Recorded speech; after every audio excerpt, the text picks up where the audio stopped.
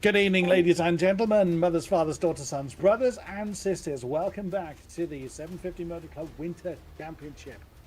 Now, regulars of this series may spot that this is a slightly unfamiliar voice. Chris Stevens is not able to make it. I have the wonderful honor of being your commentator for tonight's festivity. My name is Chris Buxton, and it is a great pleasure to introduce the only non-British circuit of this championship. We head over to España, to the Circuito de Navarra, in the BMW car. So really looking forward to this. This is a wonderful car and such a roller coaster of a circuit.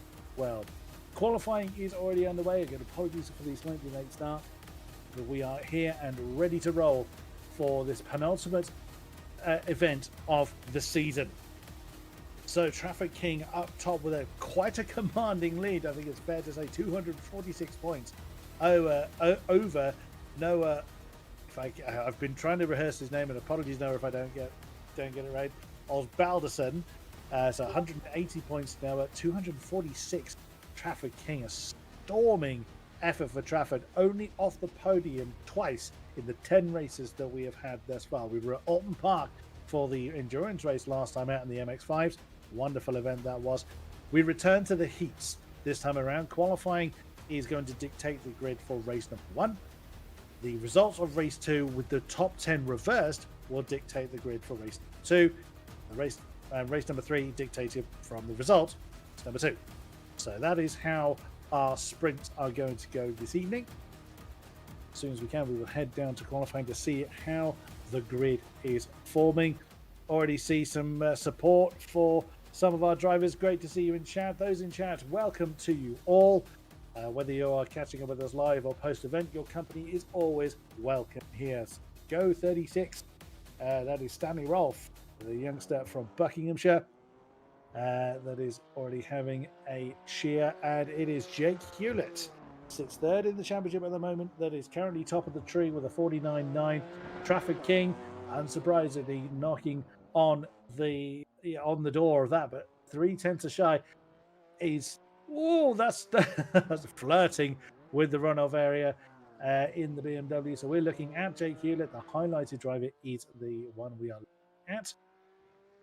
He is working his way using every available pixel of runoff area. So this is I must admit, I'm slightly less familiar with this particular circuit. So we will. So I will be misidentifying corners, but that is turn 15, the final turn that Jake has just gone through. The number 92 car over the line. Doesn't look like there's a particular improvement. Let's go, AJ. We've got in chat as well. Let's go, Kingy, James King. As we have two Kings, we have James King and Trafford King in the session with us. There is, I almost said James Corden there. My apologies. That is Jackson Carden. That is currently there with a 50.381. Oh, that's a fetch. The black and orange. I like that with the white hat sun, giving it plenty of slidey ways. I like that, sir. The long left-hander of turn 5, and then which immediately becomes very, and then parks it. Unfortunately, there is James King. That's a choice for a livery.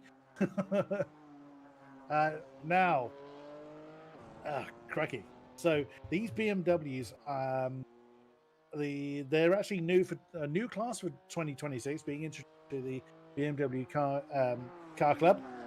The BMW M2 new 4-cylinder car expected to be at the front, but the power to weight to ensure it won't always be quickest.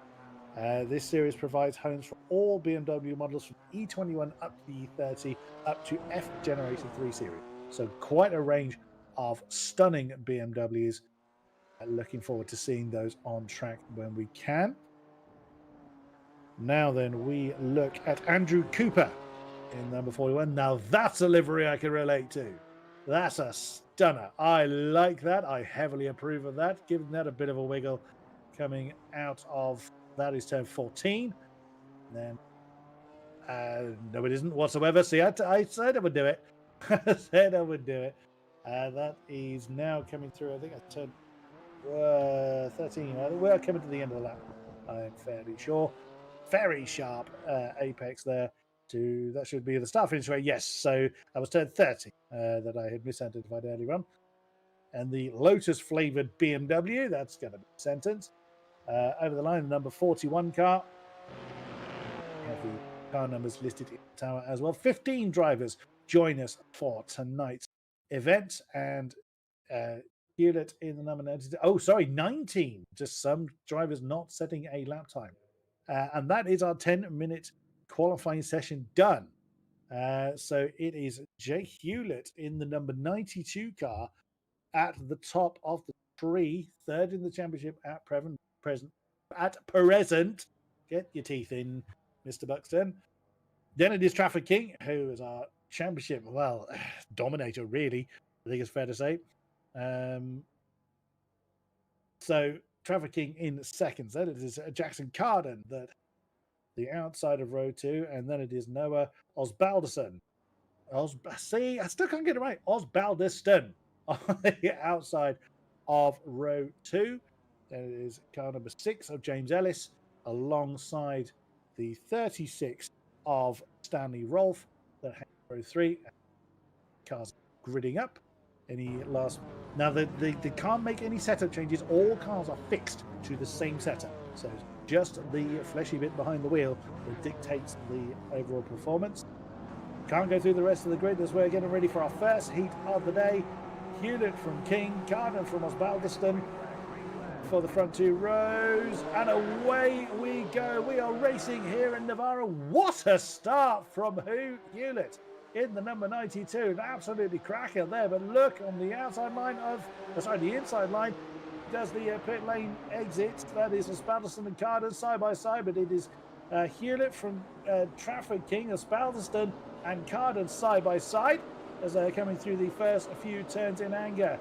So absolutely perfect start there for the number 92 of Jake Hewlett. Absolutely superb. Traffic King in that almost minty flavoured number 42 car, side by side, coming through turn 5. That is what we love to see. Oh, well, that's not what we want to see, those cars off in the background. That could well have been... Oh, and that's number 56 that's gone round. That is Monroe that has had a spin. That is really, really unfortunate. It's difficult to keep up with everybody. It's now 18 cars. But up front, it is Hewlett from King, from Osbaldiston, from Ellis, James Ellis in the number 6 car in 4th position. Then slightly further back, we've got Carden and Rolfe having an argument. Oh, that's a beautiful liquid molly livery on the number. Who's wearing it? I think it's the number 96. Oh, side by side is Ellis and Carden. Ellis going a little bit wide on the exit of turn 11, and still side by side. They've been at this for over half a lap now. There's the 6 and 36 cars of James Ellis and Stanley Rolfe, and neither one of them giving up on it. But I think that is Rolfe that's had to give up on that one. But a wonderful four-way fight for what is 4th position. Oh, and a big move there from that's Carden that's got the inside line on the 96 in the 96 car.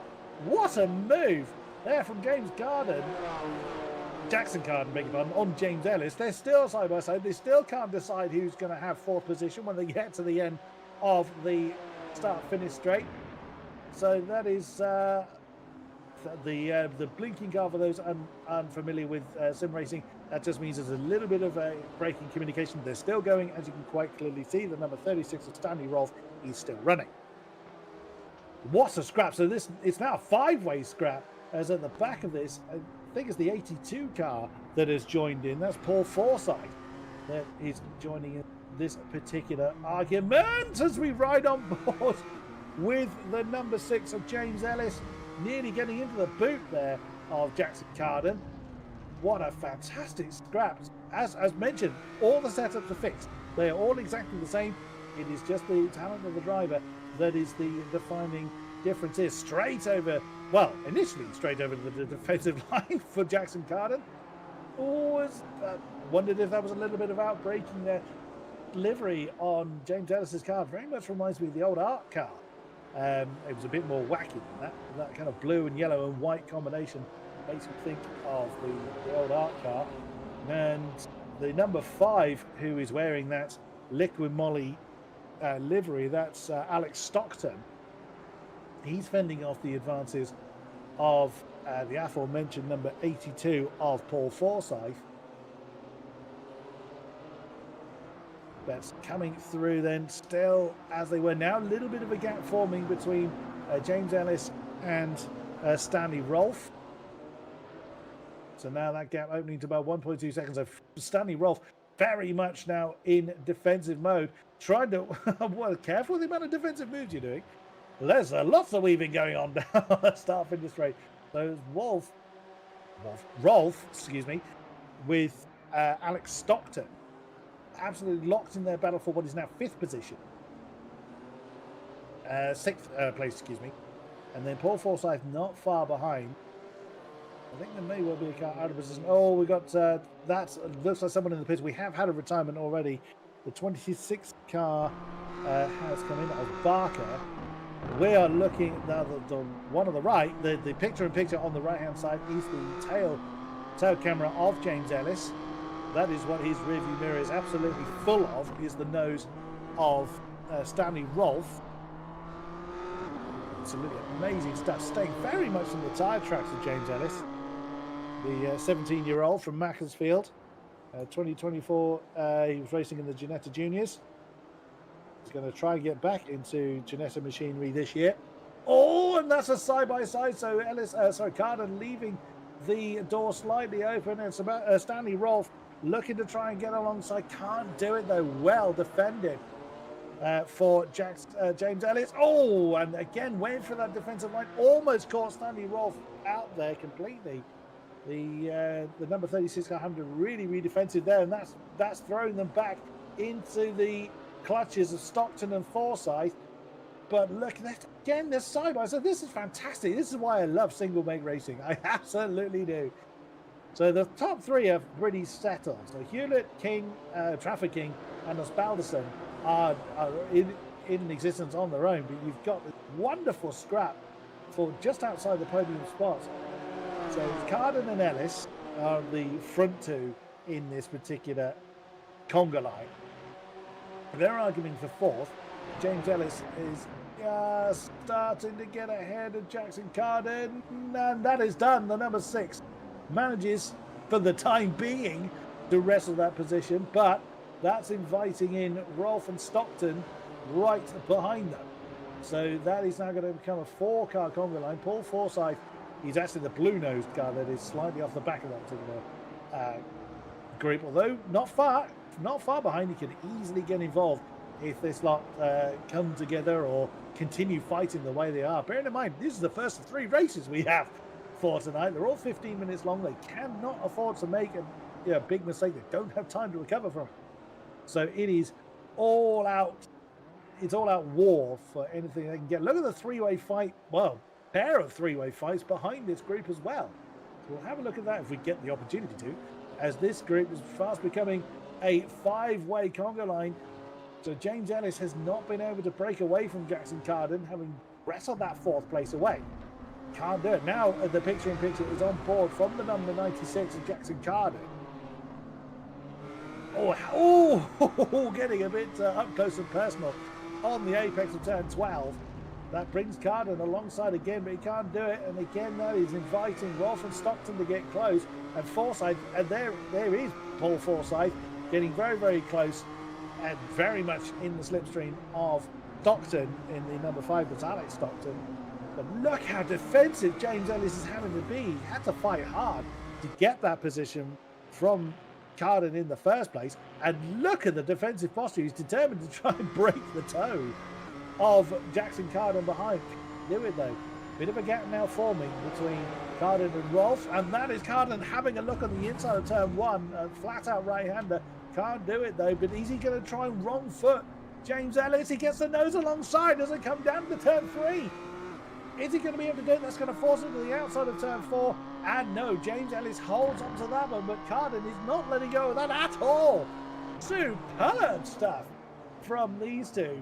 Absolutely amazing. Just to put it in perspective, the Jackson Carden is 6th in the championship in the 96 car, and the number 6 of James Ellis is 8th in the championship. There is not much between them points-wise.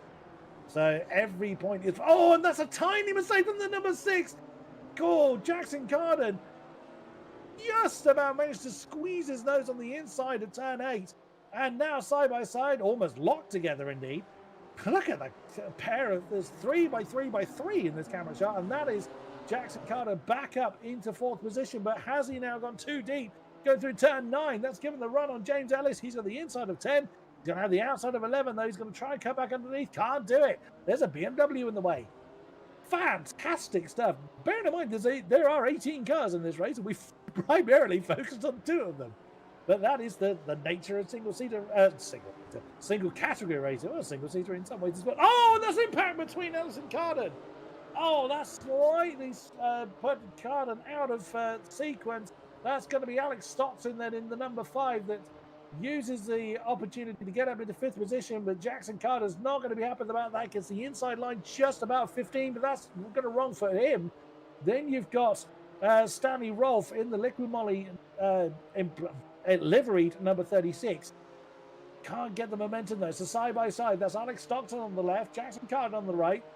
So, oh, there may well be a few words said about that, but with the impact, a bit wide there for Stockton, but Carden gets back up into that position. So Stockton tries to shut the door on Rolfe, can't get it done. Paul Forsyth right in there as well. So it is now a 4-way conga line. We've pretty much looked at Jackson Carden all race long. It's just not always in the same battle. 5 minutes remain of this first heat of the night. Absolutely brilliant. If this is what we're in for all night, I want all this all night long. Oh, yes, please. Well, James Ellis has broken away to about 1.5 seconds, but Carden is now broken away from Alex Stockton, who's temporarily lost his chaser of Rolfe, who's now back in existence again. So now you then slightly further back, you've got the number 9 car of Arjun Salan that is being chased by the 41 of Andrew Cooper, who in turn is bringing within James King in the number 23. Oh, side by side there. That's the Liquid Moly emblazoned number 5 of Rolfe, excuse me, but only very briefly does the number 5, does the Liquid Moly car get up a position. Oh, and again gets the nose on the inside line, bounces over the apex, and is that going to be a 3-wide? Paul Forsyth, he's been biding his time all race long in 8th place. Could not quite get the overlap though on Stanley Rolfe. So Alex Stockton leads that particular trio. Oh, a little bit of a tail slide there. Oh, Paul Forsyth a little bit deep going out of turn 15. So is Alex Stockton going to have to defend from Stanley Rolfe before they get up to the next heavy braking zone of turn 2? We will see as the chopper cam follows these two. Oh, that's a big dive. Yes, I thought that was a little bit optimistic of you, Mr. Rolfe. He's going to lose that position to Paul Forsyth, potentially. No, he managed to only just maintain enough momentum to keep Paul Forsyth behind him. But that was it was well driven, but it was a missed braking point up at turn 3. So dived on the inside of turn 2, probably knew he wasn't going to make the braking zone of turn 3, but well driven from all of them. There was no major impact between the 3 of them. Riding on board now with the number 82 of Paul Forsyth. He's 14th in the championship, so again, you know, it's all for a bit of fun, but let's face it, racing is racing, and everybody is giving it their all. Is there going to be a side-by-side there on Alex Stockton by Stanley Rolfe? Not quite, as they came up into turn 9 once again. Paul Forsyth, he just hasn't quite got the momentum he needs to get past Stanley Rolfe, who in turn is attacking with everything he's got left on Alex Stockton. It doesn't look like Jackson Carden's been able to close in too much more on James Ellis. A little bit further back, that's James King that we are looking at, the bronze-ish coloured car, the number 23. I beg your pardon, no, 23 is the back of that particular clue. There was Luca Monroe that we're looking at, the bronze colour one, the number 56, who in turn is chasing Andrew Cooper in that beautiful Lotus Tribute. I can't speak at all. Not much use for a commentator, I grant you. The Lotus Tribute livery on Cooper, and they are chasing Arjun Salan in the number 9. So he leads that quartet. At the back of that shot, you can see the number 15 car of Jack Rowley, a little bit on his own. Goodness me. Oh, that's Forsyth on the back of Stanley Rolfe once again. So Alex Stockton's got himself a little bit of breathing space now in the closing stages of this first heat of the night. And there's that quartet that we were just looking at. The Arjun Salan is still leading. But Paul Forsyth, is he going to be able to muster his way? Oh, that's a big move there on the inside of turn 5 as it becomes turn 6. Can he get the overlap? He's got his nose ahead, but still staying in there, keeping his foot in, is Rolfe. And Paul Forsyth, he can't, no matter what he tries. Well driven from Stanley Rolfe there. The picture-in-picture is on board from Paul Forsyth, the 82 car. Slipstream's not helping him an awful lot. Oh, and that was quite early on the brakes there from Stanley Rolfe. I think that put Paul Forsyth off a little bit, as he suddenly had to jump out of the way from avoiding back of the number 36 car. And these are what these M2 CS Racing BMWs are going to be introducing into the 750 Motor Club for the BMW CCR this year. Anything like the sim racing version, there is going to be a lot of entertainment to be had. Over the line just before the checker flag falls, so Jake Hewlett leads 3.5 seconds over Trafford King. The number 92 car, third in the championship at the moment. His main rival has been with Noah Osbaldeston. Baldeston. We'll get it right, Noah, I promise you. Who is a bit of a distance behind. There is Noah. Sorry, that was Trafford King, but Noah, it was just at the back of the shot there. So these top three have had a pretty lonely race in comparison to most of the field. That is that potentially the number 13 car we just saw in shot there of Simon Gallen. There is the white and green car as mentioned. But look at this group here. So this is the four-way group that we were looking at before. So Salan, Monroe, King, James King rather, and Cooper. So they've swapped around a bit. So Cooper's now at the back of this particular group.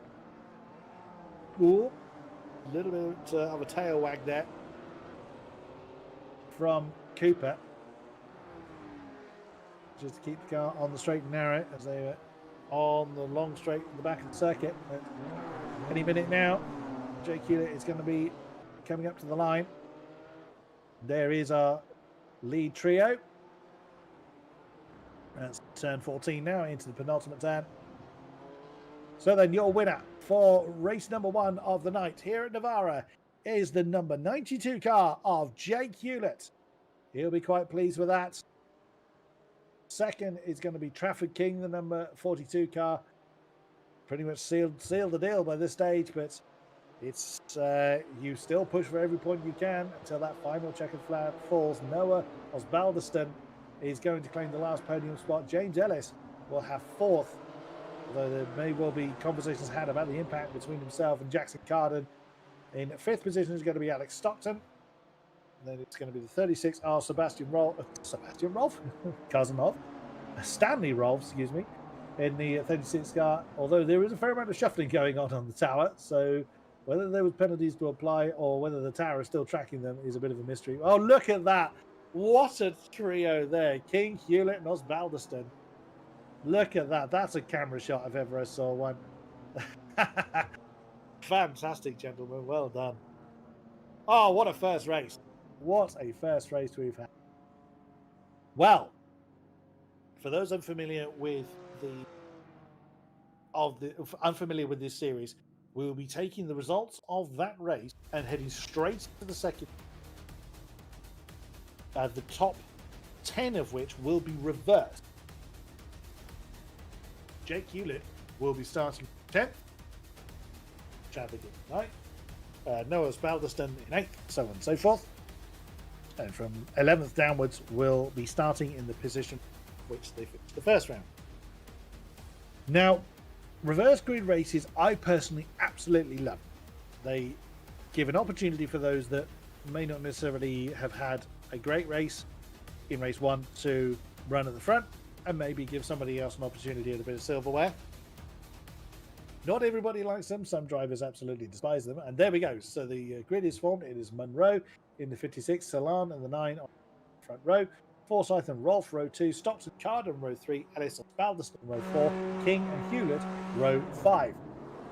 We're straight into it, and again that looks like a pretty good start, this time from Monroe on the outside. It immediately covers off, that is Salan in the number 9, and you've got Paul Forsyth who looked looming to try and make some moves earlier on. Lots of side-by-sides, as you would imagine. All 3 wide. Why not? Coming through turn 2. Someone's having to take to the grass. I think that was Hewlett that had to take to the grass. No, take to the sand, rather.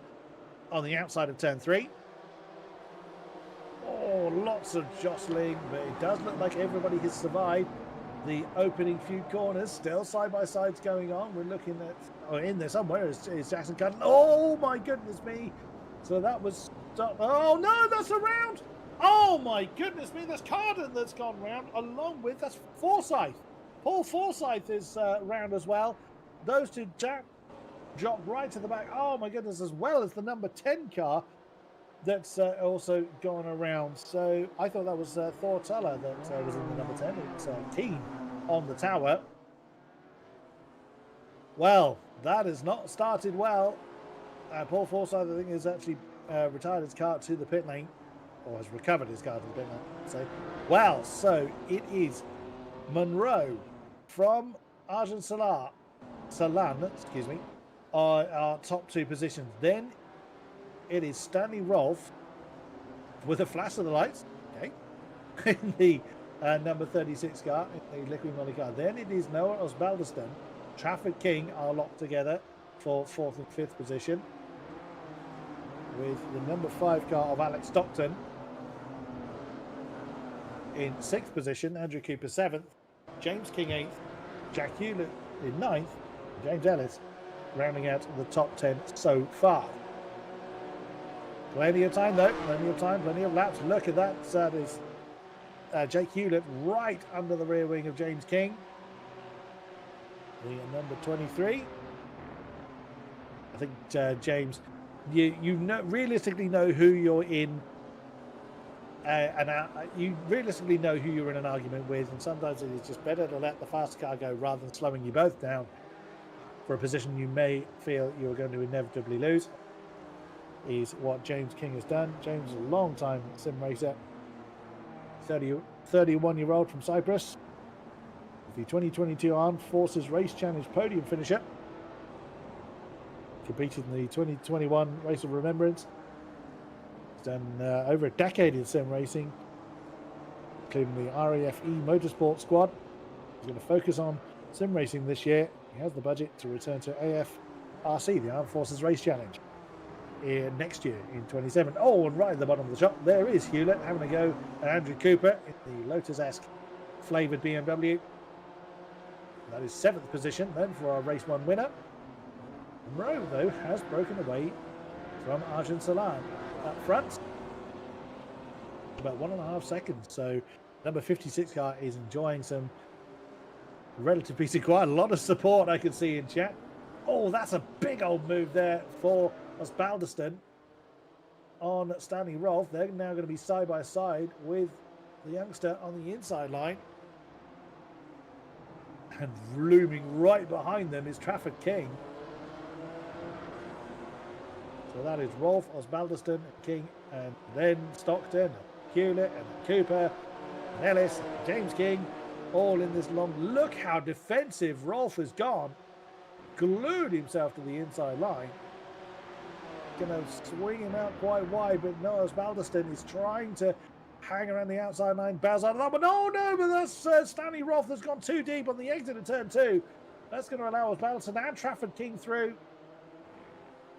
He tried, it was a valiant effort, but was not to be.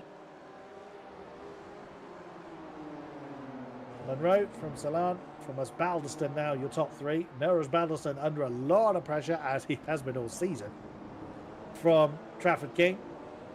Osbaldeston 2nd in the championship.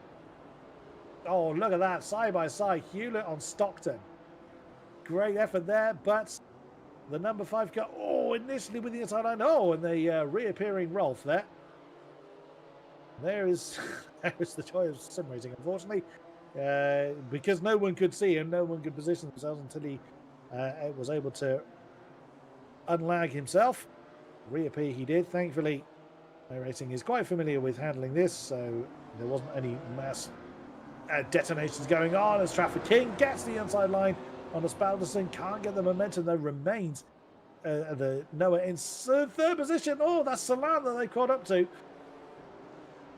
Now, was he trying to defend or was he trying to mind his own business? But as Balderston gets the inside line, oh no, and nudges Salan there, and manages to correct him just about. So there you can see us, Balderston, King, Salan, Hewlett, Rolf, and Stockton all sharing the same bit of Spanish real estate. And so now as Balderston leads the way, Trafford King just about getting an overlap there and staying in third place from Jake Hewlett, who's fought his way all the way up from 10th up to now 4th position. Rolf is still in there, Stockton is still in there, Ellis a little bit further back. Goodness me. Oh, 3 wide coming down into turn 2. Oh, that's King that's gone wide. He's at the door for Jake Hewlett. You don't need to give Jake Hewlett a second opportunity. Oh, impact between the two. But no spin there for King, but that's going to back them off from the tail of Norris Balderston. That is exactly what the number 24 car wanted. He needed some breathing space. The 17-year-old from Bury St Edmunds, who took part in his first year of motor racing in 2025. A maiden win at Brands Hatch Indy. Very nicely done. That's and that was a spin, and then an unfortunate disconnection moment there. So it's James Ellis in the 6 car involved in that. 4 wide. Why not coming down the back straight? Let's see how someone's going to have to sort this one out. Which then becomes 3, which then becomes 2 wide. And then right in there, Cooper wants to try and continue to improve his position. Oh, big move there from James Ellis on the inside of James King. Stockton is in there. Cooper's in there somewhere. Oh, well driven. Oh, no, just a tiny touch on the nose of Stockton. And that's going to drop him right into the clutches of the 26 car of Barker. Huge, great. That's all that. They're all fighting for 6th. That's 6th out of 12th in this particular group. Fantastic stuff. So that's Ellis, King, Salan, Cooper, Stockton, Barker, Rowley, all in this particular group. Slightly further towards the top, there is Jake Hewlett, 4th position on the back of Trafford King. Oh no, that's the 44 car that's gone round of Andy Wolf. But we focus now on this argument for 2nd place between Noah's Balderston, Trafford King, and Jake Hewlett. Stanley Rolfe not far behind. There he is in the liquid molly coloured car. With Monroe, 2.6 seconds. There he is in the bronze coloured car. Well, they had a fairly quiet race last time around, but very much not the case, as tends to be the way in when you have reverse grid situations. It does tend to be that you have this kind of excitement. Oh, that was a lot of curve there from Jake Hewlett trying to get the overlap on Trafford King. No easy thing to do with 6 and a bit minutes of this race remaining. Go on, Jake. We have in chat. Great to see great to see you all getting involved. Make it known who you're here to cheer.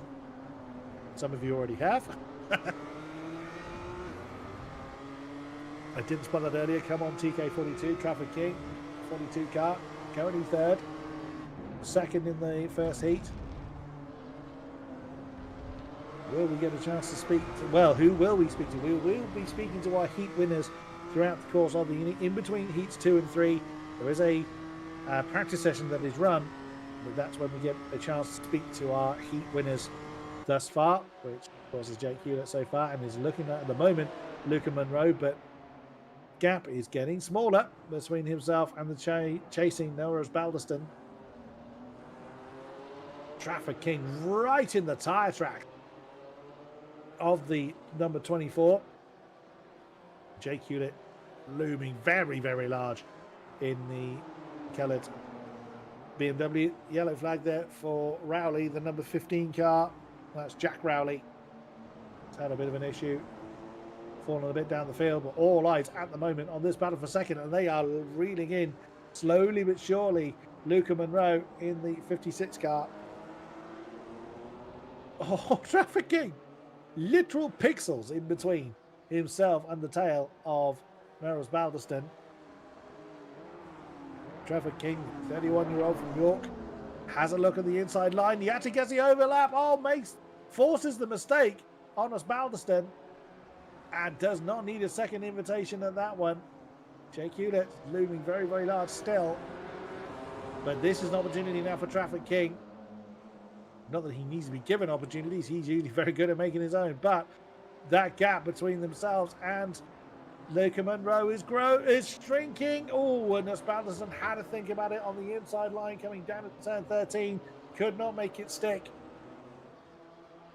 Oh, there's Alex Stockton, number 5 car, that has had a problem and is falling down the field. But all eyes now. It's a battle for the leaders. There is Hewlett getting an overlap on Baldiston on that final turn. He does not want to lose the back of Traffic King. So he is trying to press the advantage of Baldiston. Is going to have the inside line for the next 2 turns. So what has Jake Hewlett got? What can he do? Not a great deal, really. He's going to hang around the outside of turn 1 and still hanging on in there in turn 2. He's run onto the runoff area. Well driven between himself and Baldiston. He wants to try and hang on in there as best he can, but he can't. He has to relinquish that 3rd place to Noah Baldiston.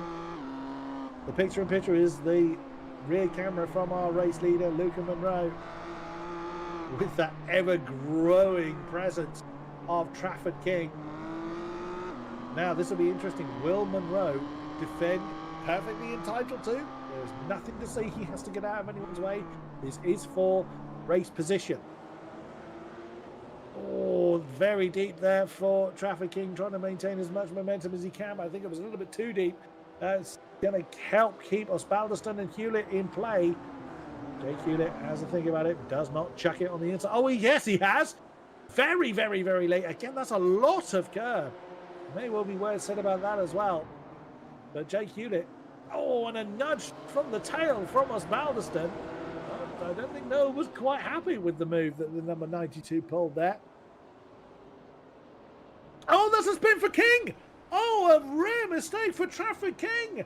That's it. That's put him in the wall. That is him out.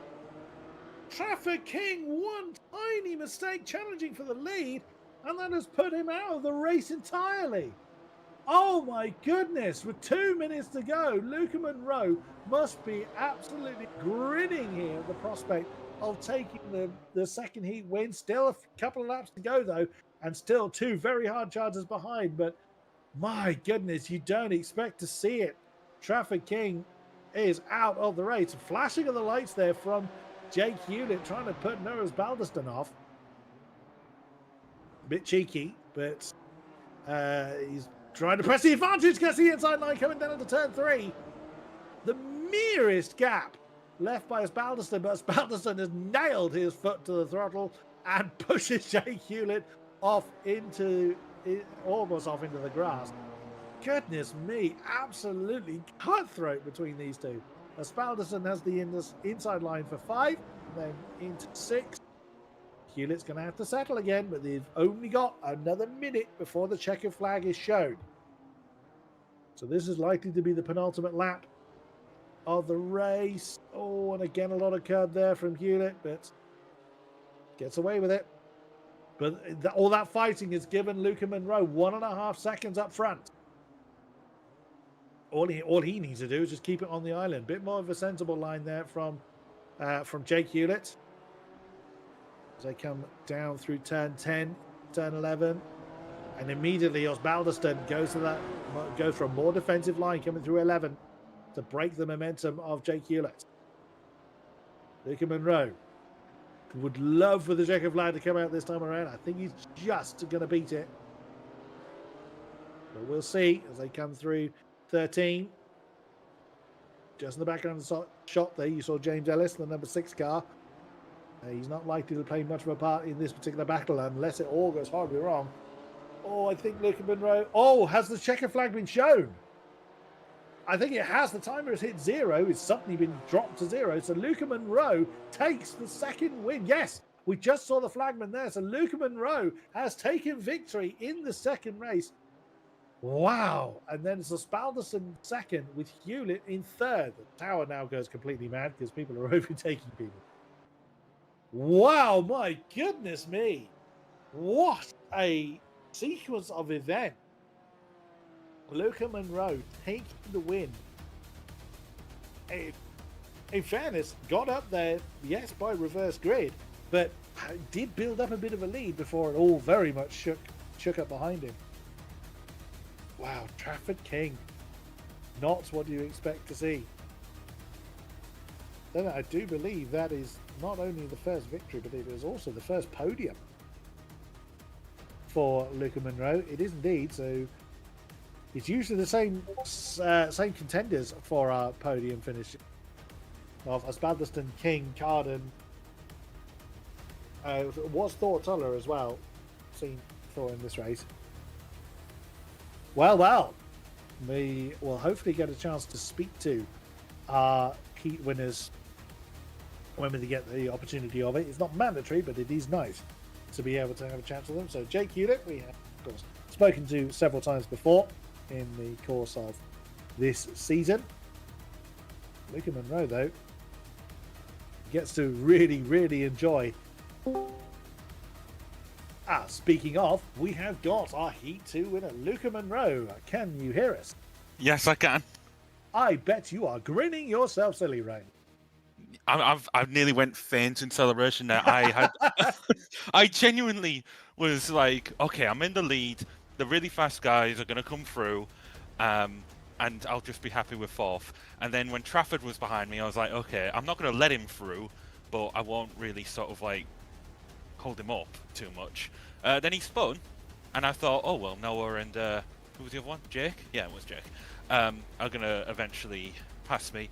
And then I was about passing the start finish line.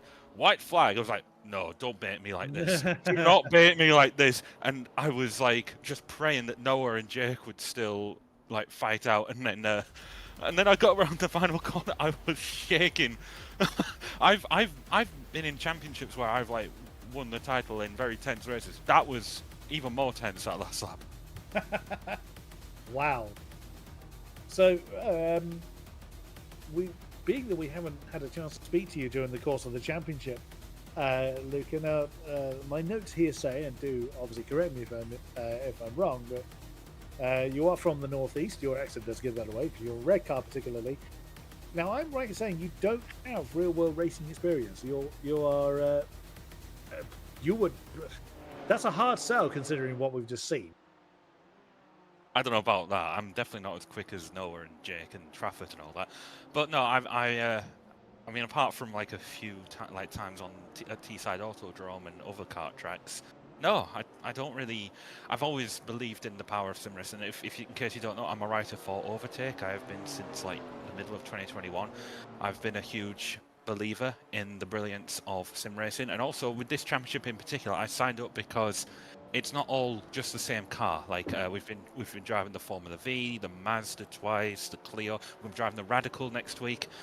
I'm just fascinated by versatility. And last week I was just attending Sim Formula Europe, watching the ERL Final Four, and the teams that got into that were ones that were consistent across not just the different types of cars but platforms too.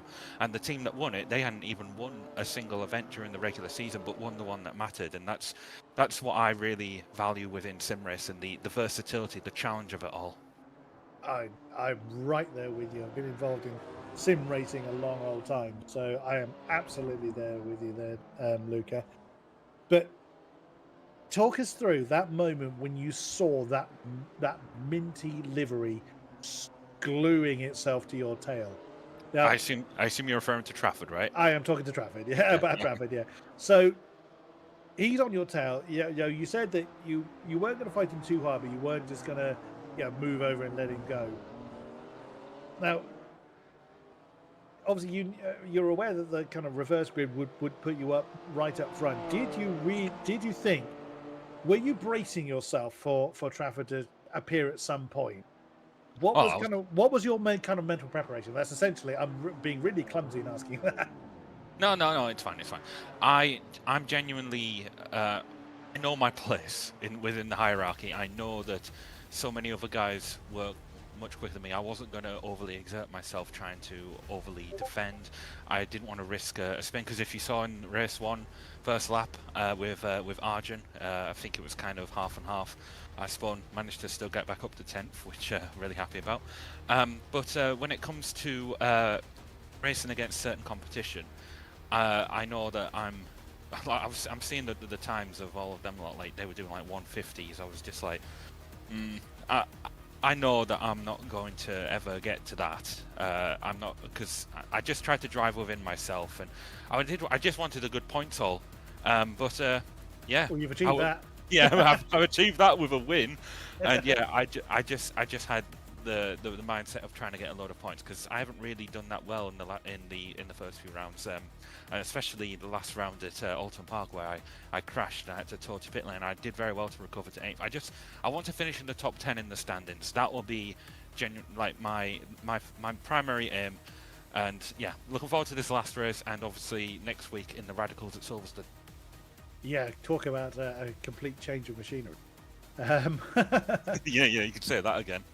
But Luca, that was a brilliant race. I was really pleased that. I must admit, I love racing in all ways, shape, or form, but I do hold a little bit of a secret flag for those that haven't quite got up there. So I'm really pleased that you managed to do it.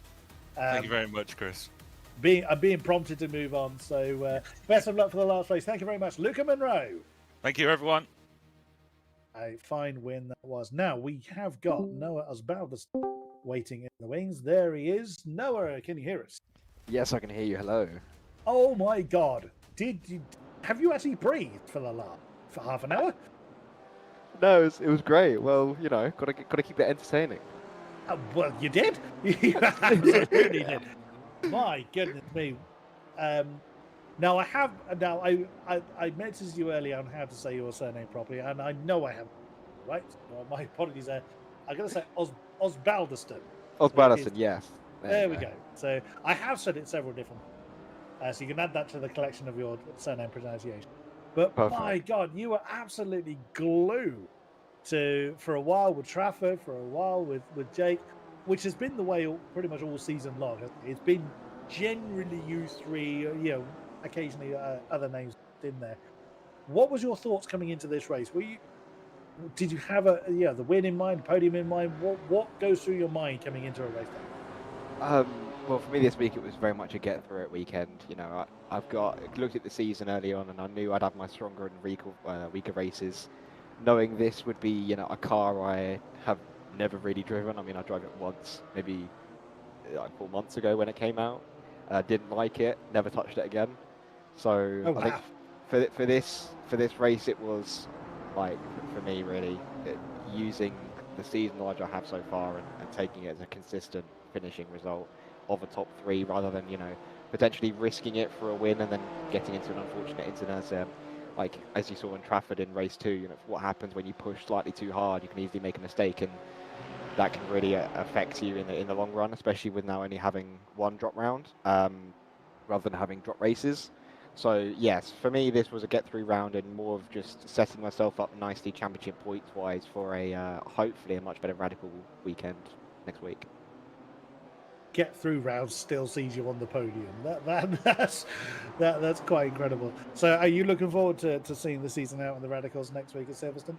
Yeah, the Radicals is very similar to the Sports 1000s I've been driving this season in 750 Motor Club. So I've done a lot of laps in that car, and looking into the season, I knew that would be definitely one of my stronger cars of the season. So realistically, for me, that's the big scoring weekend. So yeah, for now it's just getting through the rounds and keeping it on the podium and hoping things go my way, really. Well, you're doing everything you possibly can to give Trafford something to think about, and that's going to be a big old dent. In the, are you kind of thinking about the championship at all? Obviously, you were second coming into this race. So is that something you kind of think about, or is it just a case of get in car, put foot? I feel like for me, this isn't a be-all and end-all series. You know, it's a brilliant thing 750 have put on for us, and we're all grateful that, you know, in the winter season they have sort of acknowledged that the lack of racing does take a toll on some drivers, and we need to be kept busy. So, you know, huge thanks to 750 for putting on a series like this. And at the end of the day, for me personally, it's all about enjoying the racing, because, you know, we take for granted what we get in the season, because a lot of drivers, not just drivers in real life, but drivers in general, could be less fortunate and couldn't be able to afford the racing or can't race for whatever reason, but they can get themselves involved in the sim racing, which I believe is just a fantastic idea, and we should be doing this more often to give those drivers who can't get in the real car an opportunity to sort of show their colours. Right there with you. Right there with you. So obviously this puts you in somewhat of a strong starting position. You know who's going to be breathing down your tail. Is it going to be? Are we seeing out a victory for this evening? Probably not. To be completely honest with you, after mine and who was it I was battling? Was Jake and Trafford for a while. Jake, yes. Me and Jake, he got a little bit rough towards the end, so I'm expecting to be on my roof very relatively quickly. I'm going to be honest. Potentially maybe deserved, potentially not, depends how you looked at it. But yeah, I think for me, this race is going to be a get-through round. It's going to be get through that one cleanly. And if Jake comes past me, I think realistically just tuck him for second. He has got a pace advantage over me in this track. He's been doing a little bit more running in the background than I have. So I think realistically, a second is more than a good result here. We look forward to how the final race goes. Best of luck, Noah Osbaldeston. Thank you very much, guys. Take care. Right, we are counting down then to our final race of the night. So as mentioned, it is the result of our second race that dictates the starting grid for race number 3. Just seeing Laura Rolfe in chat saying number 36 lost Wi-Fi. Oh, that's like, you know, a spark plug has come loose. You know, it's one of these little things that, you know, you kind of look at it, you look at that's what the cause of your race retirement is, and you just go, really, it was that. That's so unfortunate. I mean, that is sim racing. I mean, Noah brings up a great point there that, yeah, it's wonderful that we get the opportunity to have these sim racing events, and again, huge thank you to the 750 Motor Club for hosting the Winter Championship. Gives an opportunity for us that don't often get the chance to see a lot of 750 MC events, to see the drivers, to see how they react, albeit in virtual terms. We are then getting ready to have our third and final race of the night. And away we go. It's Luca Monroe on the pole with Noah Osbaldeston.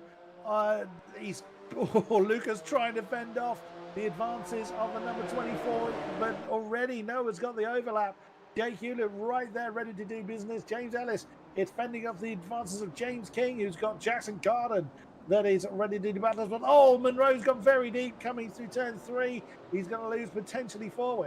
He's thought himself that he was going to be down to 4th in the first race. But whoa, and that's a big, very, very wide moment there for James King, I think that was. Side by side there, that's Monroe and James Ellis that are getting side by side coming through turn 5, but it's Osbaldeston that leads the way from Jake Hewlett. Oh, that's deep there for Monroe, nearly impact between himself and James Ellis. Oh, that got very lively very quickly. Then it's Carden and King arguing for their own bit of real estate in 5th position, or 4th position. Oh, Carden's was briefly yellow flag. It's because he'd gone a little bit too wide on the exit of turn 8. But Hewlett and Osbaldeston, they continue their argument from the previous race. And just see an amusing comment in chat. Noah passed his theory test today, one step nearer to being on the road. Good God, he's this quick and he's only just passed his theory test. I will. God, I remember those days. It was a very long time ago. So running on board then with Jake Hewlett on the tail of Noah Osbaldeston. Oh, and in the boot of the number 24. They've already opened up a second between themselves and Luca Monroe, who's defending for all he's worth in third position right now. So he swings through turn 14, and Osvaldas has left the door open. Hewlett does not need a second invite of that. Dives through on the inside of turn 15. The final turn, noses up ahead. Oh, and that's round. That's Cooper. That is Cooper, as well as Barker, and Solana is involved in that particular event going on at the top of the screen there. But Osvaldas managed to nose back ahead of Jake Hewlett, but he's going to be forced down into second, with Jake having the inside line for turns 2 and 3. Oh my goodness, such a shame for AJ Solan, who did really, really well in the previous race, but sadly now is out of the running this time around, as Osvaldas has a look on the inside line of 5. Can he get on the inside of the orange number 92? Yes, he can. The youngster is nosing back up into the lead again. Jake Hewlett, he bows out of that. He knows he needs to tuck in. He's got plenty of time, and nudges the nudges the bumper again of Norris Battleston. Tries to get the wide line through turn 8, but that's allowing Luca Monroe to get involved once again. He's got James Ellis and Jackson Carden for company. Then it's a trio of James King, Alex Stockton, and Trafford King. Trafford all the way up to 8th now, as he tries to make up for lost points from the previous race, from crashing out last time around. Goodness me. Oh, that's Jack Rowley round for number 15. Oh, and that's Monroe that's gone too deep on turn 11. That's Ellis and Monroe have got the yellow, so they've had a bit of a tangle there. There is Monroe. You can see just being almost unceremoniously shoved out of the way by Trafford King, and possibly no, not Paul Forsyth. There's Alex Stockton is involved in that as well. But right up the front, still as Baldeston, still Hewlett. Hewlett forced to the outside line this time, coming through turn 15. Can't do anything from there. Now Jackson Carden is going to get involved. Well. Is Jackson going to add himself to the podium listing for this season? He's sorry, add himself again to the podium listing. He was second at the first race at Brands Hatch in the MX-5s. And second... third in the Clios at Snetterton. So has seen the podium a few times. Can he see another one tonight? He's in the position to do it as he continues. He's got a brilliant ringside seat for the Osbaldeston versus Hewlett. Sounds like a law firm. Osbaldeston Hewlett. Come on, Jake. We have in chat a cheer for the number 92 race 1 winner. And you just saw that 4-way fight of King, Stockton. Well, both Kings involved. James King from Trafford King, with Alex Stockton in the middle. I was just saying that Trafford King's got the run and is up in the 5th, with Luca Monroe at the back of that particular conga line. But still Osbaldeston fending off the advances of Jake Hewlett. Oh, they always get so close in the braking zones. That's coming through turn 11, now through 12. Jackson Carden's not been able to close in too far. Oh, that's a spin! That's James King! James King, a tiny mistake there. I don't think there was impact between himself and Trafford King. I think that was a tiny mistake, which was exactly what Trafford King did in the previous race. One tiny mistake is all it takes, and that's dropped James King all the way down to 9th, or 10th now. Long way off where he previously was. Here we go again, over the line. 9 and a bit minutes to go. Osbaldeston, Hewlett and Carden, your top 3. Jake Hewlett trying to wrong foot Osbaldeston. Osbaldeston not having any of that whatsoever. And I mean, you heard it from himself. This was a get through it round for Noah Osbaldeston. He was not convinced he was going to be taking the win. I mean, we are still some distance away from it. So he seemed fairly certain he was going to put the car on the roof. We will see. Swings out wide to try and get the line he needs. Oh, for turn 6. But Hewlett couldn't quite get the overlap he needed. That's going to allow Jackson Carden to close in a little bit on our warring pair up front. Picture in picture is the rear camera from Noah Osbaldeston. That is exactly what our race leader's rearview mirror is full of. It is full of orange. Oh, a little bit of a tap there. No harm, no foul. We're coming through turn 9. And again, Carden can't do anything about it. Very, very up close and personal between Noah and Jake at the moment. Through turn 12. Oh, and again, that same spot. That's where Trafford King, where it undid itself for Trafford King. That's where James King has just had a spin. It's the same spot again, almost claimed Jake Hewlett. That's going to give Noah Osbaldiston a tiny bit of breathing space.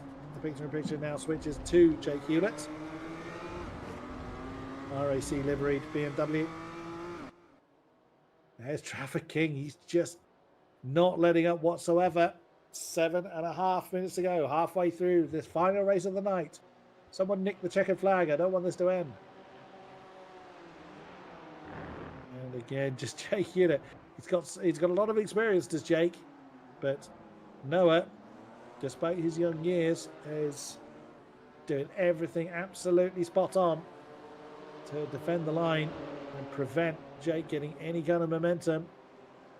Noah goes to that defensive line. No, Jake's not going to try a long outside maneuver through turn 5. Swings out for the run at turn 6. Again, that's an opportunity for Carden to close in. That's going to give him a potential to get some slipstream. Needs to be a bit closer than that to really gain any effect of it. Oh, tiny little yellow there, but nothing to worry about. Oh, Trafford King exploring the limits of the runoff area on the outside of turn 8. Trafford King is almost certainly going to be involved in this lead battle. Might be just as the checkered flag falls, but at this rate, he could well be there.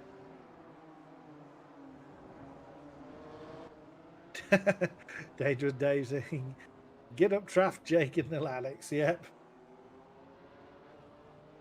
Couldn't agree more. Oh, that's an opportunity for Hewlett, but no, can't quite get the overlap. He's doing everything he can to just get Noah Osbaldiston out of this rhythm. No dice so far. Oh, there he goes, but that's going to be too deep. Yeah, Osbaldiston knew it. He knew that Hewlett had gone too deep there. There's still an overlap there, though. There comes Jackson Carden as well. Osbaldiston and Hewlett side by side. Osbaldiston has just got his nose ahead. He's got the inside line, but Hewlett can string around the outside. The number 92 has actually gotten ahead, but he's going to have the outside line for turn 3. Osbaldiston knows it. Hewlett knows it. And again, number 92 is going to have to slot in, but he can't keep his eyes off his rearview mirrors for too much longer, as there's Jackson Carden looking to get involved. Oh, Hewlett thought about it. He looked set to dive the inside of 5. Does not commit to it, though. Now Jackson Carden is right in the tyre tracks of the number 92. Osbaldiston, Hewlett and Carden within a second of each other now. Trafford King giving it everything he's got to get involved in this podium battle. And Osbaldiston, he's got to be sweating. He's got to be feeling the pressure. Into the braking zone for turn 9 once again. Alrighty, that's the nose camera from Jake Hewlett. The nose buries itself quite a few times into the bumper of the number 24. Here comes Trafford King. He's closing.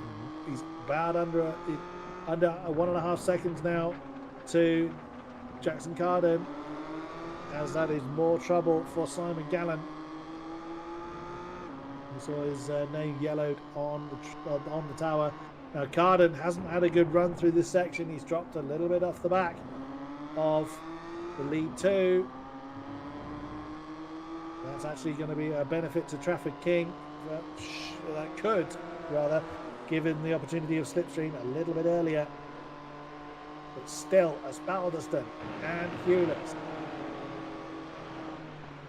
Jake's got a little bit of a run. You can see from the picture-in-picture, but nowhere to use it. He's forced to the outside line. Osbaldiston knows how to defend against his main arch rival.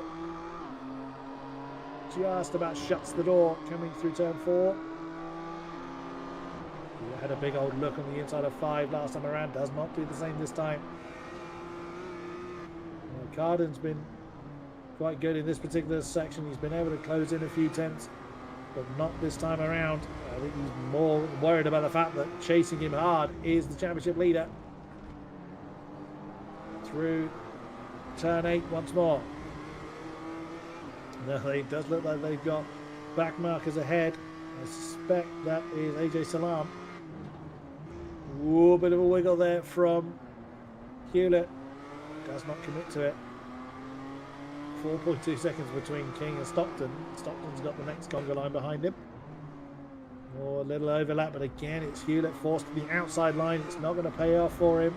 It's going to allow Carden and Traffic King to close in. King is almost knocking on the door of being under a second behind Carden in the straights. Oh, a side-by-side again for our lead too, but Hewlett just can't do it.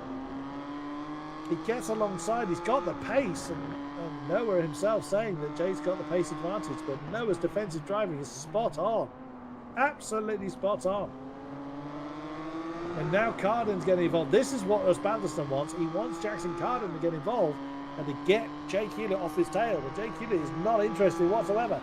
Back camera from Osbaldiston shows the RAC livery number 92 getting closer. Again, forces Hewlett to the outside line through 1 and 2. Hewlett may one nose into the lead. Oh, but he's gone very, very wide. Max keeps his foot in it and just about slots in between Osbaldiston and Carden again. Whether that was luck or judgment, that was brilliantly done. Now Traffic King very much involved. Osbaldiston feeling the need to defend the inside line coming into turn 5. I said Traffic King would be involved in this battle before checkered flag falls, and he has absolutely done so. Look at Carden. Jackson Carden, the inside line coming through turn 6 on Jake Hewlett. I bet that caught Hewlett a little bit by surprise. Now the 4 of them, almost a second separates the 4 of them. Oh, Jake Hewlett dives on the inside of turn 8. That's definitely woken him up. Wow, wow, wow. An all-out scrap, a 4-way brawl now for the podium position. Someone's going to be disappointed, and Carden goes to the inside line and sends the top 2 into a spin. Oh my goodness. Carden nudges Hewlett into Osbaldiston. And now it's Carden from King, your top 2. Oh my goodness me. Oh, don't be talking about that in chat. I'm hungry enough as it is. But noted. Wow, Jackson Carden. Again, a small mistake to send the top 2 into a spin. Still Osbaldiston from Hewlett, but that wasn't their fault. They were innocent bystanders in this one. But Traffic King is all over the back. Well, he's been all over the back of Jackson Carden for a while, but Jackson defends the inside line coming down to that final turn. Is the timer going to hit 0 before they get there? I think they're going to beat the flag. So that's going to be one more lap. Yeah, white flag is being held. They'll beat it by a second. That is literally 1 second they've beaten the checkered flag by, but Carden couldn't back off because King would have nailed him. Final lap of this brilliant round we've had, and King has a look on the inside coming into turn 3. Carden does not allow it. Oh, Traffic King is glued to the tail of Jackson Carden as Jake Hewlett has been glued to Noah Osbaldiston all night. Into turn 5. Jackson Carden. It must be absolutely sweating. He's been on the podium a few times. He has not taken the top spot all season long. Traffic King is a regular visitor to the top spot on the podium. Has only missed out on any step of the podium twice all season. Tries to cut back underneath Jackson Carden, but Jackson, a small moment there, a small mistake. It was difficult to see whether there was impact between the two, but that's going to give Traffic King the momentum advantage. But Jackson Carden's got the inside line coming down to the turn 9. Can the number 96 hold on? That's going to be the thing. Yes, he can. So King slots in behind, again tries to do the outside line, now becomes the inside line, coming out of turn 11. Carden is holding on for dear life at this point. Now here comes Osbaldiston once again. It's going to be a last-ditch effort. He's going to get involved. Tiny mistake from Carden though, and that's opened the door for Traffic King coming down into turn 13. It's that same corner as the exit of turn 12. But Carden thinks about it, bounds the inside of 14, doesn't do it. Is he going to try and throw it on the inside of 15? No, he doesn't. But no, here comes Balderston on the inside of Garden. Oh my goodness, your winner for the final race of the night is going to be Traffic King. But who's going to come home second? It's a drag race between Garden versus Balderston. Who does the tower say was? I think it was Garden when they came over the line, but they've changed since. Oh, goodness me. Unreal. Absolutely brilliant. Trafford King. Oh, a fight back from the very back of the field for having crashed out in the previous race. What a race. That was superb. Loved every second of that. Sadly, no one did steal the checkered flag. I would have liked that to have carried on. Oh, wow. Absolutely amazing stuff. I do hope we get a chance to chat to Traffic King after that one. Jake Hewlett did actually opt out of the interview in the previous round. Otherwise, we would have spoken to him. But he chose not to, which is absolutely fine. But hopefully we'll have a chance to chat to Traffic King after that. What a race. Gosh, truth. The dying corners of the race. What an absolute spectacle. That was fantastic. Now we do have, yes, Traffic King is in the waiting room, so I'll just wait for him to be brought in, and then we will have a chat with him. I'm looking forward to this because I would imagine there's a few things that he wants to say after that. So, yeah, we will have Traffic King when he is ready. And there he is. Traffic King, are you with us? I am. How we doing? I'm all right, lad. That was brilliant. I've just been screaming my head off for absolutely ages. We could see you coming, see you advancing on and on and on and on. And I said he's going to be involved in this battle just as the checkered flag falls, and you were right there.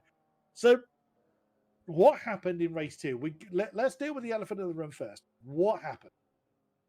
I was just pushing a little bit too hard, and I think the sort of crossover with Luca's pace caught me mid-corner, and then as I've got back on throttle, it's just fired me. And instead of just letting it spin, I've tried to actually get it back, which then put it in wall and blew motor up. So then it was a tow back to pits then. You did it properly then. Yeah, no half. Oh yeah, no half measures. But as comebacks go, I'll take that one. I was gonna say, from the back of the field, just watching your name ascending through the tower, and like a shark, you were just closing in on that top. Talk us through it. Talk us through those last 3 laps. Well, I think Noah really did me a favour, just putting the battle on Jake right from start, because even if Jake had got through and they'd have both just trained off, I'd have had no chance. And then when I saw Jackson sort of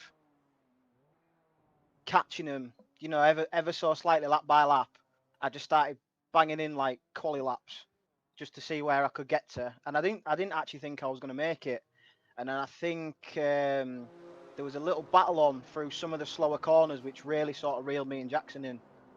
And then obviously, I think when Jackson sent the move, there might have been a little move from Jake on Noah, which then obviously there was a bit of to and fro in there, like. But then it was just a case of big battle on with Jackson for the last lap. Yeah, just a tad. So Yeah, so final lap. That the contact happens between Jackson and the top 2. What were you thinking? Right, this is mine, or were you thinking I'm going to have to work hard to get past Jackson again? What was running through your mind? I think when the contact happened, I thought all 4 of us were out, to be fair. But after that, it was just because Jackson had good pace. I didn't actually know if I could pass him, and then it was just a case of making him defend to set a move up, really. And I think it was actually he just got a tiny bit of oversteer, where if he didn't get it, he'd have been able to set defense back up, and that's all it was. Just one that overlap. It's that same spot, isn't it? Exit at turn 12 that's caught so many people out. It nailed you on race 2. But Trafford, that was absolutely brilliant. You're doing it for Yorkshire. Yeah. Oh, I have. I mean, I'm not there for next week. I've got to work, unfortunately, so that's my championship points locked is off good. now because I think that'll be my drop round. So we'll see how Jake and Noah get on. Considering the amount of podium visits you've had, you're in pretty good stock. So brilliant stuff, Trafford. That was absolutely phenomenal driving, and it was a great pleasure to commentate on your win tonight. So definite well-earned rest, and well, I would say good luck for next week. Obviously, you said you're not able to make it. Great shame there, but what a brilliant season you've had, and I wish you well in your racing through the year. Thank you very much, Trafford King. Thank you very much. And that is going to bring an end to tonight's festivities. Thank you very much to those of you that have been with us, either live or post-event. Your company is always very, very welcome. Thank you very much to the 750 Motor Club for hosting this event, and our staff over at Gridfinder for powering the broadcast. Aidan Butler has been your man behind the cams, and a phenomenal job he has done indeed. So as mentioned, our final round is going to be next time out at Silverstone in the Radicals. So quite a change of pace. Chris Stevens returns to the commentary box. My name's been Chris Buxton. It has been a wonderful pleasure to talk through tonight's action, and we will see you here for the closing stage of this wonderful Winter Championship. Same time, same place next week for Radicals at Silverstone. Until then, thank you very much, and good night.